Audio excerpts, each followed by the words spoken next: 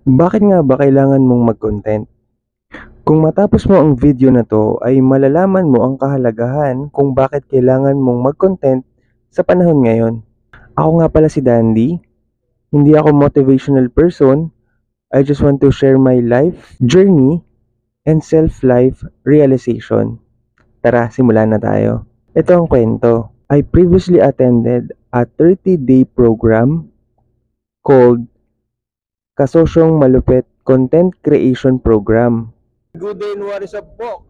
Ito ang KMCC o Kasosyong Malupit Group Content Creation Program Batch 2. Some of us are introvert, some of us ay mahiyain, pero graduate na po kami ngayon. Thank you very much, Kasosyong Alvin. Alam ko magsasucceed kami dahil sa lesson and learnings namin. Yan, thank you very much po.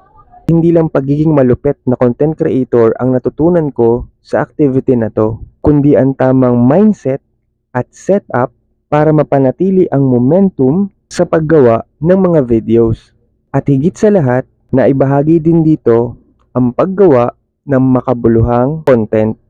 Unang kahalagahan ng content creation ay ang content creation is a free marketing platform para ma-establish o ma-scale up ang iyong negosyo kung meron man, or to promote your personal brand na siguradong makaka-attract ng negosyo later on if you proceed and produce valuable contents. Sa panahon ngayon, the world needs people who share their knowledge and expertise. Pangalawang importansya ng paggawa ng content creation ngayon ay ang content creation will force us into a personality development activity. Matututo kang humarap sa camera, matututo kang mag-organize ng iyong thoughts, at matututo kang maging confident. In short, this is a personality and confidence development training. Number 3 importance of creating contents nowadays ay ang content creation is a valuable skill na pwede nating ipamana o ituro sa ating mga anak o sa susunod na henerasyon. Hindi natin pwede ituro ang isang bagay na ni minsan hindi natin ginawa. Hindi tayo pwede magturo magmaneho ng kotse kung kahit pagbabike ay hindi mo kaya.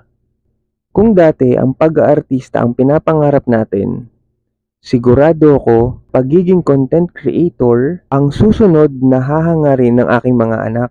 Kaya ang paggabay sa kanila para makagawa ng makabuluhang content ang aking pangunahing layunin, kaya ako to ginagawa. Ginawa ko ang video na to tell you that there are two types of people in this world. Producer and consumer.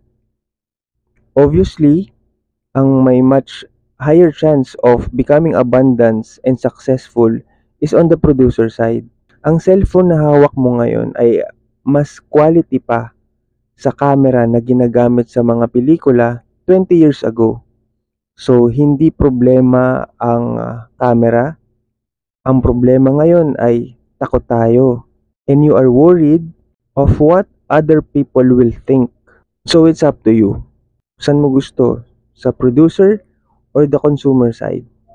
Alam kong nagustuhan mo ang video na to, kaya makisuyo naman to share this video para makatulong din sa iba. Again, I'm reminding you all na kung wala kang gagawing bago, ay wala ring magbabago sa buhay mo. See you again on my next video.